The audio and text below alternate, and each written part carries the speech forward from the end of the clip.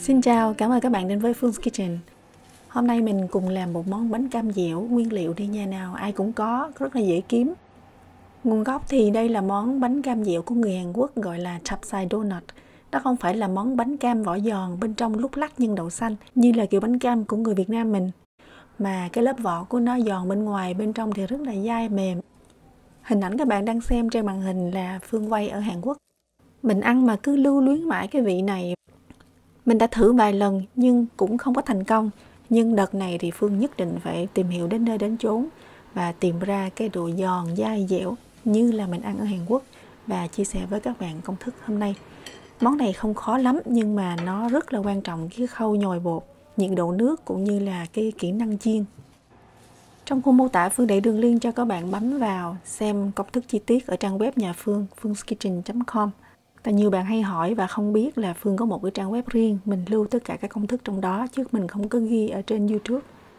Nhưng đậu đỏ thì Phương đã có video hướng dẫn các bạn cách nấu đậu đỏ sao cho mềm bùi mà không bị sượng. Nhưng bạn có thể dùng nhân khoai lang hoặc là nhân đậu xanh.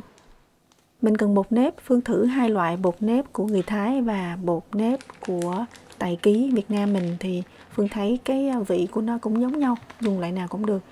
Nguyên một gói này sẽ làm được 24 cái, nhưng công thức hôm nay Phương chia sẻ chỉ có nửa gói thôi là mình sẽ làm được khoảng 12 cái. 200g bột nếp, cho vào 60g đường, 3g muối. Trong một cái chén khác Phương có ở đây nữa là bột mì đa dụng 10g, 10g tinh bột khoai tây. Cho hai phần bột này chung với nhau trong một cái chén riêng. Cho tiếp vào đây là chất tạo nở. Chất tạo nở mình dùng muối nở và bột nở. Muối nở là 2g, bột nở là 4g. Mình cho hai thành phần chất tạo nở này vào trong cái chén bột. Đây là nguyên liệu bột khô mà mình sẽ cho vào sau chứ không có trộn từ đầu với bột nếp. Tiếp theo Phương có nữa là 5g bột sữa. Chén bột này mình để sang một bên. Vậy là mình đã giới thiệu xong cái phần bột khô. Phần chất lỏng thì mình cần có 20g trứng gà. Một cái trứng gà bạn đánh tan ra và mình sẽ cân ra đúng 20g. Rất là quan trọng là trứng nhiệt độ phòng, không dùng trứng lạnh nha. Tiếp theo là chất béo. Phương có 15g bơ. Bơ này mình làm tan chảy trong lò vi sóng khoảng chừng 20 giây, hoặc là các bạn làm cho nó mềm trên cái hơi nước. Nguyên liệu chất lỏng cuối cùng là nước. Mình cần có 120g. Nước này nó phải nóng, có nghĩa là khoảng 55 đến 60 độ C. Bạn không có dùng nước sôi ùn ục, mà cũng không dùng nước lạnh hoặc là nước nhiệt độ phòng là bột nó sẽ bị chảy. Các loại bột mà không có gluten như là bột gạo, bột nếp, chất lỏng cho vào không có chuẩn là nó sẽ chảy liền. Bây giờ mình mới cho cái trứng gà và cái chén bột khô cùng với các chất kích nở vào đây trộn đều. Khi bột tương đối thành khối, không cần phải mịn, mình mới cho tiếp cái phần bơ. Món này bạn thành công hoàn toàn với cái cách nhồi tay, nhưng nếu mà các bạn làm nguyên một gói hoặc nhà có máy nhồi làm số lượng nhiều thì bạn có thể nhồi máy. Bột sau khi nhồi mịn thì mình sẽ đậy kín và ủ ở nhiệt độ phòng khoảng 1 tiếng nha.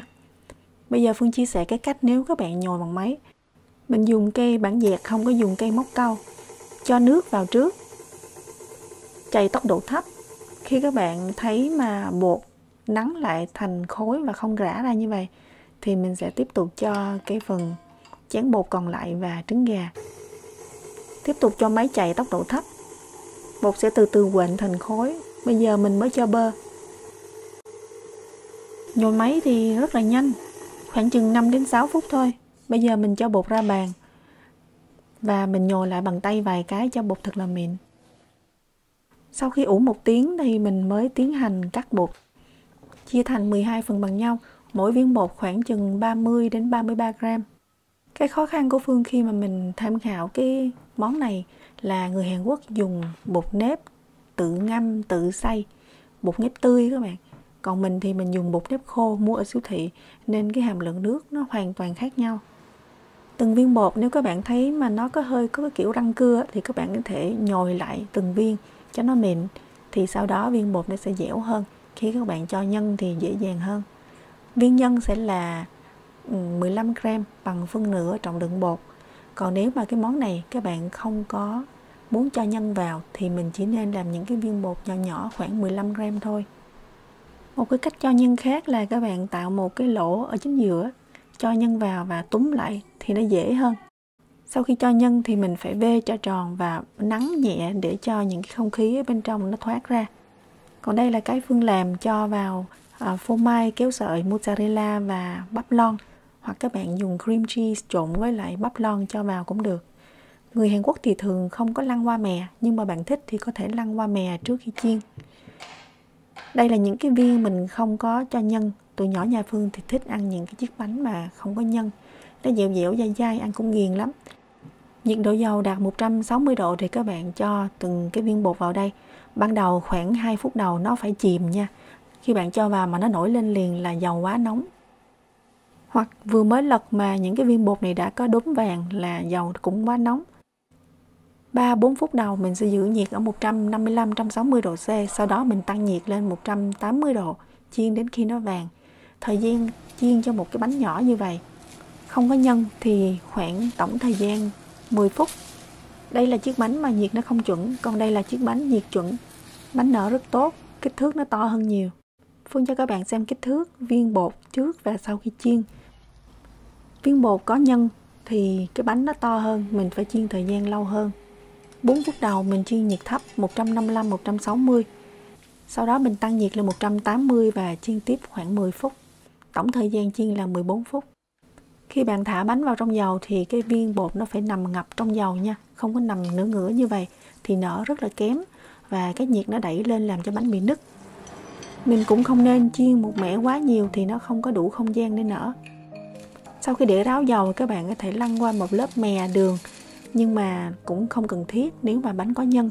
Còn bánh không nhân thì nhất định bạn nên lăn qua một cái lớp đường thì ăn sẽ ngon hơn, tạo thêm độ giòn bên ngoài. Trên màn hình các bạn đang xem, nhìn thì cảm giác thành công đúng không nè? Phương rất là hân hoan luôn, mình khoe trên Facebook, mọi người nhắn tin hỏi công thức quá chừng luôn. Nhưng mà mình chưa thực sự 100% hài lòng với cái kết cấu này. Nó không có cái độ dẻo như là Phương ăn Hàn Quốc, nên mình phải chỉnh sửa công thức lại và làm thêm khoảng 3-4 mẻ nữa. Bây giờ thì cái công thức này đã chuẩn và Phương rất là tự tin chia sẻ với các bạn. Mình thích cái nhân phô mai sợi, nó có vị mặn mặn và ngọt ngọt của bắp lon, thích hơn là nhân đậu. Nếu mà các bạn nhồi bột vì một cái lý do nào đó, các bạn sử dụng cái nhiệt nước không có đúng, nó bị nguội hoặc là bị lạnh thì bột nó sẽ bị nhão. Các bạn cứ cho vào một cái chén đậy kín, sau 1 tiếng bạn vẫn có thể vo viên, nhưng sau khi vo viên thì phải cho thẳng vào dầu luôn.